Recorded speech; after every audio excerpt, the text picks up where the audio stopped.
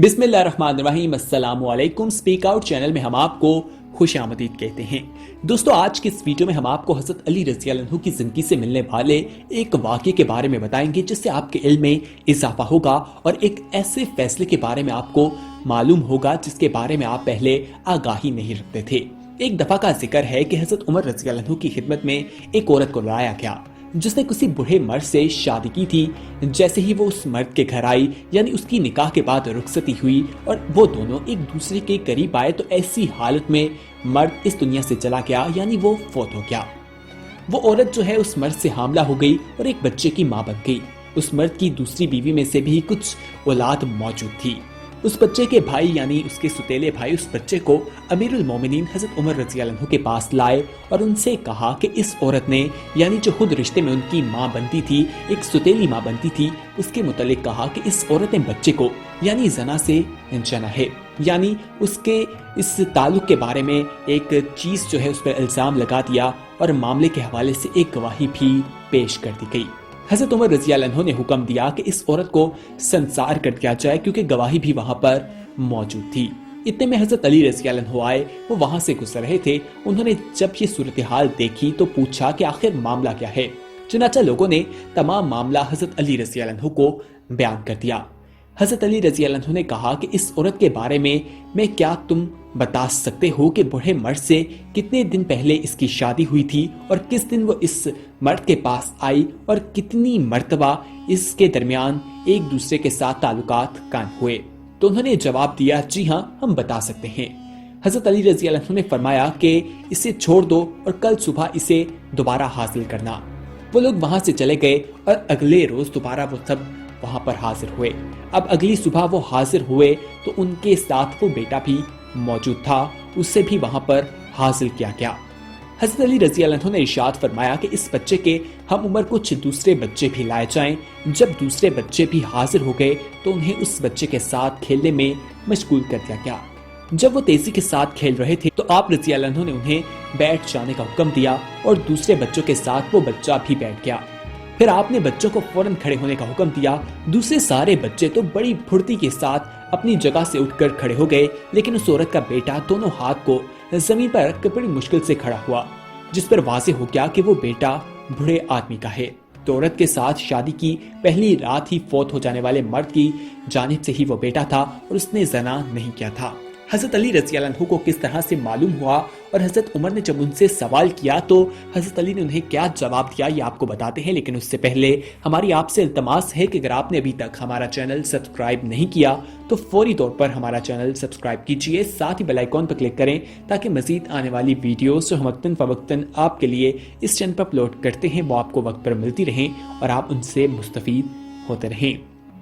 दोस्तों, हज़रत अली रज़ी अल्लाह अन्हु की जानिब से जब ये फैसला कर दिया गया तो आप रज़ी अल्लाह अन्हु ने उस बच्चे को उसके बाप की मिरास अता की और जिन लोगों ने औरत को जना की निस्बत दी थी, उस पर तोहमत का इल्जाम लगाया था, उन सबको तोहमत के इल्जाम में उन पर दर्ज जारी कर दी। हज़रत उमर रज़ी अल्लाह अन्हु ने दरियाफ्त किया कि हज़रत अली रज़ी अल्लाह अन्हु, आपने कैसे पहचाना कि ये बच्चा बूढ़े आदमी का ही है? तो हज़रत अली रज़ी अल्लाह अन्हु ने इरशाद फरमाया, जब बच्चे खड़े होने लगे तो किसी को सहारे के बगैर खड़े होते देखा, लेकिन ये बच्चा सहारा लेकर खड़ा हो रहा था। बाकी तमाम बच्चों ने किसी चीज का सहारा नहीं लिया। ये बच्चा जब खड़ा हुआ तो अपने दोनों हाथ जमीन पर टेक कर खड़ा होता है। यहाँ से यह बात वाज़ेह हो जाती है कि ये बच्चा बूढ़े मर्द का है, क्योंकि बूढ़े मर्द की औलाद हमेशा कमजोर होती है। चुनाचे इस तरह वो औरत संसार होने से बच गई और हज़रत अली रज़ी अल्लाह अन्हु ने ये फैसला सादिर फरमाया। दोस्तों, हज़रत अली रज़ी अल्लाह अन्हु के पास इल्म का एक बहुत बड़ा खजाना मौजूद था। उनके बारे में हमारे प्यारे नबी हज़रत मोहम्मद सल्लल्लाहु अलैहि वसल्लम ने भी फरमाया था कि अगर मैं इल्म का शहर हूँ तो अली इसका दरवाज़ा है। दोस्तों, हज़रत अली रज़ी अल्लाह अन्हु की ज़िंदगी से मिलने वाला एक और वाक़या भी यहाँ पर बयान करते हैं, जिससे मालूम होता है कि 3 लोग जो ज़ना करके भी बेकसूर होते हैं। एक दफ़ा का जिक्र है कि हज़रत अली रज़ी अल्लाह अन्हु एक दिन मदीना की गली से गुजर रहे थे तो देखते हैं कि कुछ लोग एक औरत को घसीट कर ले जा रहे हैं। वो औरत खौफ से कांप रही थी और मर्द हजरात उसे घसीट कर ले जा रहे थे। हज़रत अली रज़ी अल्लाह अन्हु ने जब ये मंजर देखा तो उन लोगों से दरियाफ्त किया कि तुम लोग क्यों इस औरत को घसीट कर ले जा रहे हो? तो उन लोगों ने जवाब दिया कि इस औरत ने बदकारी की है, जना किया है। حضرت عمر بن خطاب رضی اللہ عنہ نے حکم دیا ہے کہ اس کو سنسار کر دیا جائے۔ حضرت علی رضی اللہ عنہ نے ان کی بات سنی تو اس عورت کو ان لوگوں کے ہاتھوں سے چھینا اور کہا یہاں سے چلے جاؤ۔ یہ سن کر وہ مرد حضرات وہاں سے چلے گئے اور حضرت عمر بن خطاب رضی اللہ عنہ کو سارا ماجرا جا کر سنایا۔ آپ نے جس عورت کو سنسار کرنے کے لیے بھیجا تھا، حضرت علی رضی اللہ عنہ نے ایسا کہہ کر ہمیں اسے سنسار کرنے سے روک دیا ہے۔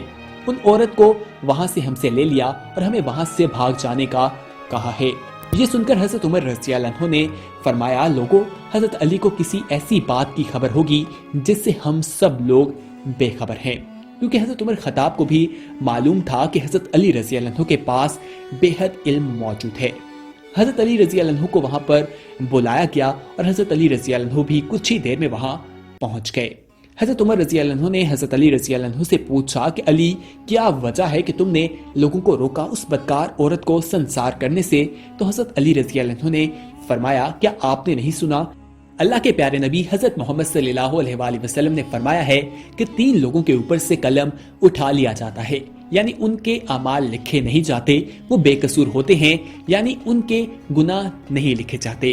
ایک وہ آدمی جو سویا رہا یہاں تک کہ وہ بیدار ہو جائے، دوسرا وہ جو نابالغ ہو یہاں تک کہ بالغ ہو جائے، تیسرا وہ آدمی وہ شخص جو ہوش میں نہ ہو، دیوانہ ہو، درویش ہو۔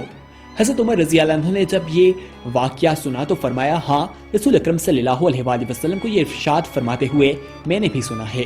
پھر حضرت علی رضی اللہ عنہ نے مسکرا کر فرمایا امیر المومنین، اس عورت کو کبھی کبھی دیوانے پن کے دورے پڑتے ہیں، ہو سکتا ہے جس شخص نے اس کے ساتھ زنا کیا ہے یہ اس وقت اپنی ہوش جو ہے وہ کھو بیٹھی ہو اور ایسی حالت میں اس کے ساتھ زنا کیا ہو، اس نے اس کے دیوانے پن کا فائدہ اٹھایا ہو۔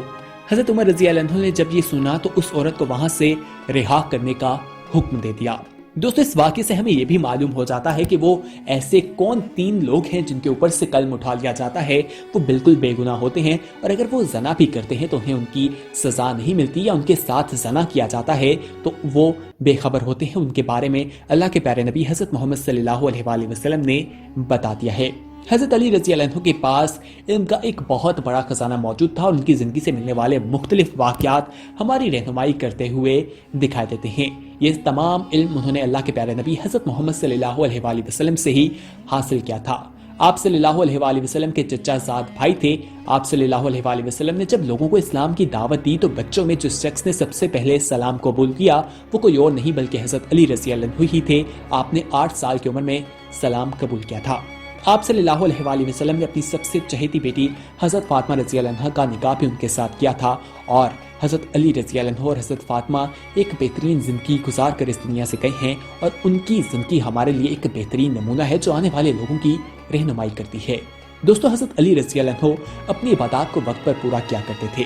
منافقین کو یہ بات بالکل پسند نہیں تھی۔ انہوں نے سوچا کیوں نہ حضرت علی رضی اللہ عنہ کی عبادت میں خلل ڈالا جائے۔ انہوں نے حضرت علی رضی اللہ عنہ کی نماز میں قضا کرنے کے لیے کہا کہ جب وہ مغرب کی نماز ادا کرنے لگیں گے تو ہم ان کے پاس جا کر ایک ایسا سوال کریں گے جس پہ ان کو جواب دینے میں وقت لگے گا اور ان کی نماز قضا ہو جائے گی۔ اس کے لیے انہوں نے مغرب کی نماز کا وقت منتخب کیا، کیونکہ مغرب کی نماز میں ادائیگی کے لیے جو وقت ہوتا ہے وہ بہت کم ہوتا ہے۔ جب حضرت علی رضی اللہ عنہ مغرب کی نماز ادا کرنے لگے تو منافقین وہاں پہنچے اور ان سے سوال کیا کہ حضرت علی رضی اللہ عنہ، ہمیں آپ سے ایک سوال پوچھنا ہے، اور وہ سوال یہ ہے کہ وہ ایسے کون سے جانور ہیں جو بچے دیتے ہیں اور وہ ایسے کون سے جانور ہیں جو انڈے دیتے ہیں۔ یہ سوال سن کر حضرت علی رضی اللہ عنہ نے فوری فرمایا کہ وہ جانور جن کے کان باہر ہوتے ہیں وہ بچے دیتے ہیں، اور جن کے کان اندر ہوتے ہیں وہ انڈے دیتے ہیں۔ جب منافقین نے یہ سنا تو وہ حیران رہ گئے، اور سائنس بھی آج جب تحقیقات کرتی ہے تو یہی چیز بیان کرتی ہے کہ وہ جانور جن کے کان باہر ہیں وہ بچے دیتے ہیں اور جن کے کان اندر ہیں وہ انڈے دیتے ہیں۔ دوستو، سائنس جتنی تحقیقات پر آج دعوے کرتے ہوئے دکھائی دے رہی ہے، یہ تمام چیزیں اسلام سے ذریعے ہمیں 1400 سال پہلے ہی معلوم ہو چکی ہیں۔ یہ ہماری رہنمائی کرتی ہوئی دکھائی دیتی ہیں، بس ہمیں ان پر غور و فکر کرنے کی ضرورت ہے۔